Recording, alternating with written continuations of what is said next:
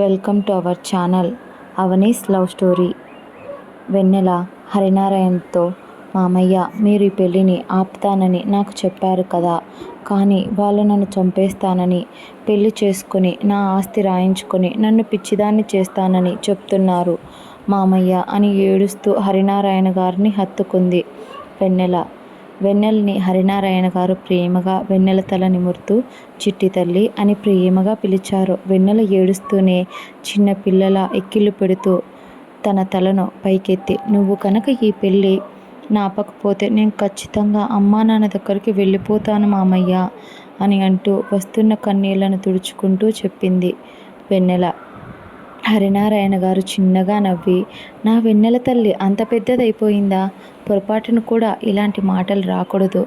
నేను నీకు చెప్పాను కదా, నా బిడ్డ హరిని నాకెంతో, నువ్వు కూడా అంతే.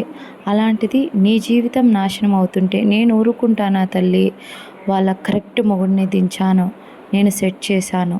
రేపు ఉదయం నీకు పెళ్ళి జరగదు, నేను మాటిస్తున్నాను తల్లి. ఇక వాళ్ళు నీ జోలికి కూడా రాలేరు అన్నీ నేను చూసుకుంటాను. నువ్వు మాత్రం ఏం భయపడుకో అని చెప్పారు హరినారాయణ గారు.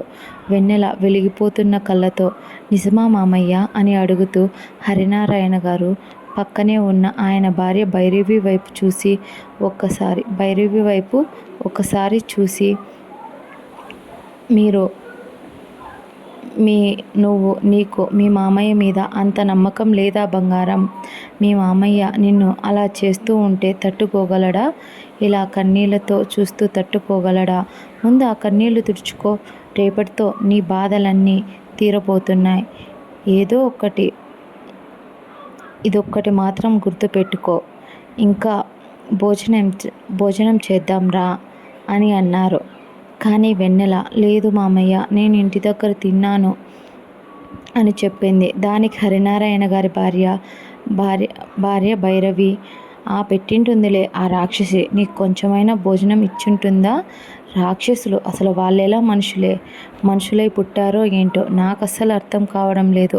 చిన్న బిడ్డకు గుప్పెడు అన్నం మెతుకులు కూడా పెట్టలేకపోయారు. చూడు మొహం అంతా ఎలా అయిందో అని అంటూ వాడిపోయిన తన మొహాన్ని చేతుల్లోకి తీసుకున్నారు భైరవి గారు. అప్పుడే వెన్నెల చెంపని నిమురుతుండగా ప్రేమగా, వెన్నెల అబ్బా అని అరిచింది. భైరవి గారు భయంగా, ఏమైంది తల్లి అని తన చెయ్యిని వెనక్కి తీసుకోగా, అది అత్తయ్య, ఇందాక అత్తయ్య నా మొహంపై కాఫీ కొట్టింది. నేను చాలా భయపడ్డాను తెలుసా, నాకు చాలా నొప్పిగా ఉంది. నొప్పి కన్నా వాళ్ళు నా మొహాన్ని ఎక్కడ మేకప్ లేకుండా చూస్తే వాడు నన్ను మళ్ళీ టార్చర్ చేస్తాడు, ఎక్కడంటే అక్కడ టార్చర్ చేస్తాడు అత్తయ్య అని అంటూ భైరవి గారిని హత్తుకొని ఏడ్చేసింది వెన్నెల. ఈ మాటలన్నీ వింటున్న ఇంకొకరి పిడికిలి గట్టిగా బిగుసుకుంది ఫోన్లో. వెన్నెల అక్కడికి వచ్చిన వెంటనే హరినారాయణ గారు ఫోన్ చేసి రిషిని లైన్లో పెట్టి వెన్నెల చెప్పేదంతా వినేలా చేశాడు. ఆ మాటలకు రిషికి చాలా కోపం వచ్చింది. ఇంత నరకం చూపిస్తారా వెన్నెలకి? తన తిండి తింటూ తన ఇంట్లో ఉంటూ తనకు కనీసం మనశ్శాంతి లేకుండా ఇలా టార్చర్ చేస్తున్నారు. రేపు అన్ని లెక్కలు తేలుస్తాను, మిమ్మల్ని ఊరికే వదలేదే లేదనుకున్నాడు రిషి. కానీ అస్సలు వదలాలని నడి రోడ్డు పైనకి తెస్తాను అని అనుకుంటూ ఆ ఫోన్ కట్ చేసి ఇంకో నెంబర్కి కాల్ చేశాడు. రిషి కాల్ చేసి, రేపు మార్నింగ్ నేను చెప్పిన పని అంతా కంప్లీట్ అయిపోవాలి. అక్కడ ముహూర్తం 8:30కి పెట్టారంట. 8:30కి పెళ్ళి ఖచ్చితంగా జరగాల్సిందే.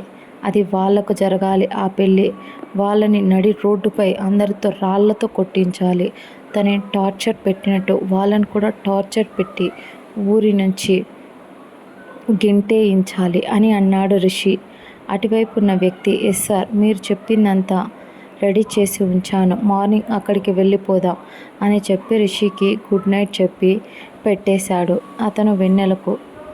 ఇటువైపు వెన్నెల, హరినారాయణ గారు బుజ్జగించి తనకు అన్నం తినిపించి వెన్నెల ఒక్కటే వెళ్తుందని హరినారాయణ గారు కూడా హరిణిని కూడా తనతో పాటు వెళ్ళి వెన్నెల ఇంటి బ్యాక్ సైడ్న తనను వదిలి జాగ్రత్తగా వెళ్ళు తల్లి, ఆ రాక్షసికి కనిపించకుండా, లేదంటే ఎక్కడికి వెళ్ళావు అని నిన్ను నరకం చూపిస్తుంది నీకు అని చెప్పారు హరినారాయణ గారు.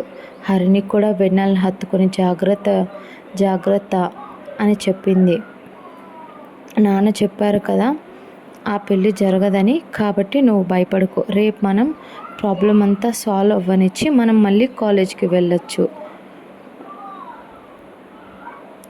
అని బాయ్ చెప్పి వెన్నెల్ని లోపలికి పంపించారు. వెన్నెల లోపలికి వెళ్ళేంత వరకు వాళ్ళు అక్కడే ఉన్నారు. బ్యాక్ సైడ్ నుంచి వెన్నెల ఉండే స్టోర్ రూమ్ కనిపిస్తుంది. ఆ రూమ్ కిటికీ దగ్గరికి వచ్చి కర్టన్ను ఓపెన్ చేసి హరిణికి బాయ్ చెప్పి కొంచెం ప్రశాంతంగా అనిపించడంతో వెన్నెల పడుకుంది. రిషి మాత్రం వెన్నెల జ్ఞాపకాలతో. కానీ తను ఇంత నరకం అనుభవిస్తుందా ఈ వయసులో? అసలు తన్ని వీళ్ళు ఇలా టార్చర్ చేస్తున్నారు.